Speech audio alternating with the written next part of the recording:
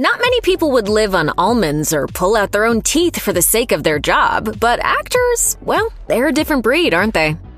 Christian Bale famously lost and gained weight for several of his roles, but his most extraordinary transformation came in 2004 with The Machinist. To play a deeply troubled factory worker in the movie, Bale dropped more than 60 pounds over a period of 4 months. He did this by consuming no more than black coffee, an apple, and a can of tuna every day. Health expert Daniel O'Shaughnessy later told Esquire UK that Bale's diet, which amounted to about 200 calories a day, posed serious health risks. He said, an extreme diet like this will play havoc with your metabolism and cause a lot of stress on your body.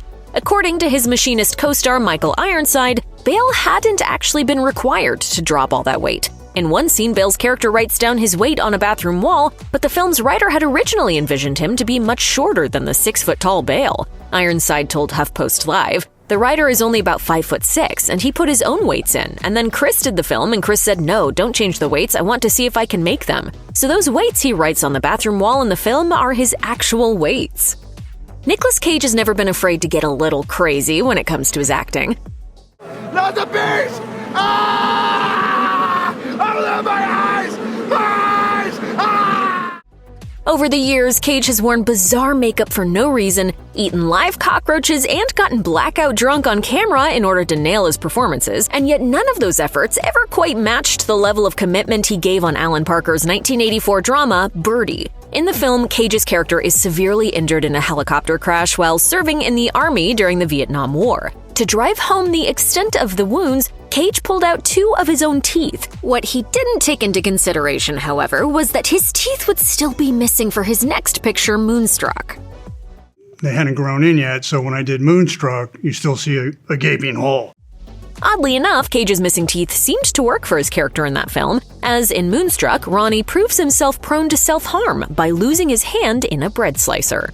Ari Aster's Hereditary is about as grueling a movie as horror gets. As The Hollywood Reporter described it, Hereditary is so upsetting, so shocking, and so divisive because it throws audiences into a world where there is no control, and the rules change from one moment to the next. No one knows this better than Alex Wolff, whose character in the movie is subjected to a never-ending carnival of torments. In an interview with Looper, Wolff explained why he was never the same after filming Hereditary. He said, "I'll tell you that movie did about as much damage to me as a movie can do.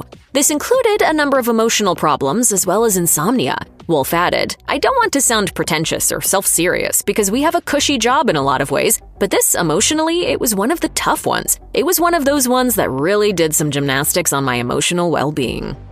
For the 2004 biopic Ray, Jamie Foxx underwent an intensive program of training to transform himself into the R&B and jazz legend Ray Charles. He studied piano for hours every day and even went through a grueling session with the real Ray Charles to prove he had the chops. Yeah! I think the boy got it. Foxx also studied Braille to gain further understanding of Charles's blindness, and he dropped 30 pounds to mimic the singer's slender frame. To fully understand Charles's life, though, Foxx took his training a step further. At the behest of director Taylor Hackford, Foxx wore prosthetic makeup that sealed his eyelids shut. The prosthetics lent greater intensity to Foxx's performance, but also caused him to suffer panic attacks for the first 2 weeks of filming. Foxx later told the New York Times, "Imagine having your eyes glued shut for 14 hours a day. That's your jail sentence." The payoff for all that pain? Foxx's performance as Ray Charles won him the Academy Award for Best Actor in 2005. To play Władysław Spielman in the 2002 film The Pianist, Adrien Brody knew that he would have to capture the incredible hardships that the real-life musician endured during World War II. It changed my life as a man, as a young man. Spielman not only experienced the brutality of imprisonment in a concentration camp, but also survived the destruction of Poland's capital city of Warsaw. To convey both his talent and the toll of his captivity, Brody took up an intensive study of classical piano while also reducing his body weight to 130 pounds. And that's not all, as Brody told SF Gate. "I gave up my New York apartment, sold my car, and turned off my cell phone." This self-imposed isolation took its toll on Brody's personal life, even leading his then-girlfriend to break up with him, and it continued to wear on him after The Pianist finished shooting. Brody told IndieWire, "It wasn't just a depression. I was very disturbed by what I embraced in the making of that film and the awareness that it opened up in me." Brody's efforts ultimately paid off, though, as the movie won him an Oscar for Best Actor. In a 20th anniversary retrospective by The Hollywood Reporter on Park Chan-wook's South Korean thriller Oldboy, actor Choi Min-Sik talked about the intensity that had informed his performance as the film's protagonist, Dae-soo. He recalled, "I went to the extreme. I did it until people on the crew said, 'Please stop now.' I was just going with the flow. I was riding the wave of agony." The extremes to which Choi went are evident in one of the film's most shocking scenes, a fight between Dae-soo and 50 thugs that's captured in a single take. And while Choi's exhaustion in the scene is real, the fight is still an expert fusion of stunt work and directorial skill. For another memorable scene in Oldboy in which Dae-soo eats a live squirming octopus, no stand-in or camera work was employed. Choi really did eat 4 real live octopi.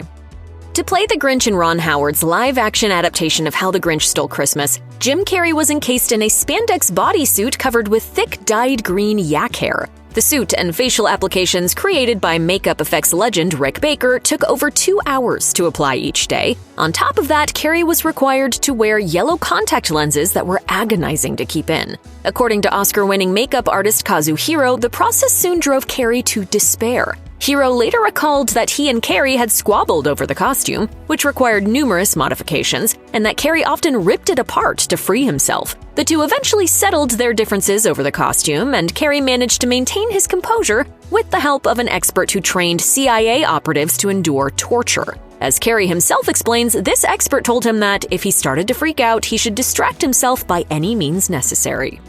Have someone you know come up and smack you in the head, punch yourself in the leg, or smoke as much as you possibly can.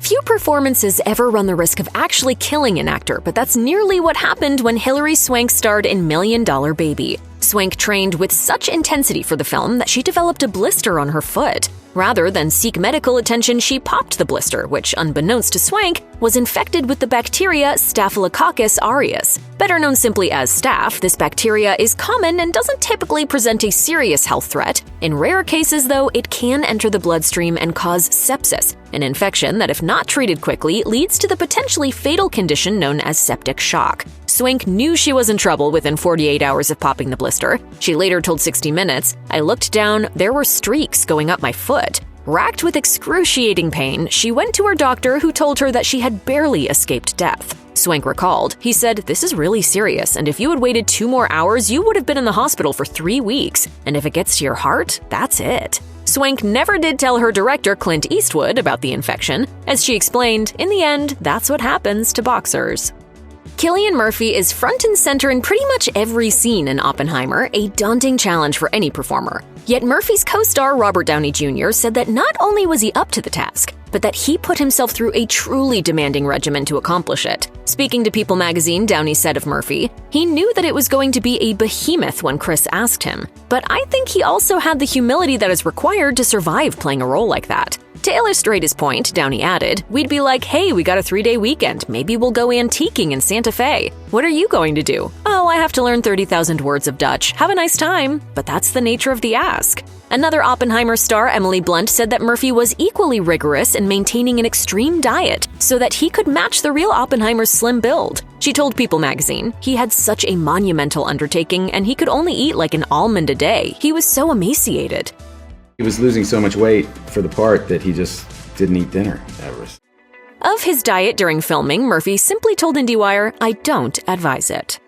Rooney Mara played Lisbeth in David Fincher's 2011 adaptation of The Girl with the Dragon Tattoo. To do this, she made the bold move of not only adopting the character's severe hairstyle and applying a number of temporary tattoos, but also getting multiple real body piercings. In an interview with Allure, Mara explained her reasons for undergoing these procedures. She said, "I'm naked quite a lot in the movie, and I thought she has the piercings in the book, and she should have it in the movie. Because of all the makeup and the piercings and the physical transformations my body has to go through, it would always feel sort of like I was in costume, even if I was naked. It just felt like a good piercing to get, a necessary one to get." Mara, who had no piercings prior to making The Girl with the Dragon Tattoo, said that the ear piercings she got were the most painful of all.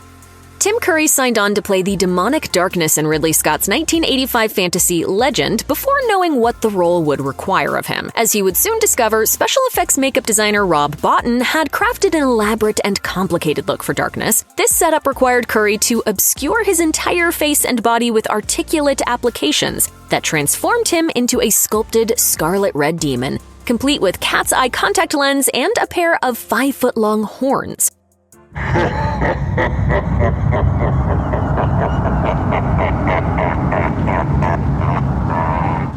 Curry also had to learn to walk and run on stilts in order to approximate Darkness's massive 8-foot stature, which with the horns topped out at 13 feet. As Scott stated in a behind-the-scenes documentary, Curry was initially less than pleased at having to wear the makeup, which took between 5 and 8 hours to apply. Upon catching a glimpse of the full Darkness costume in a mirror, however, Curry changed his mind.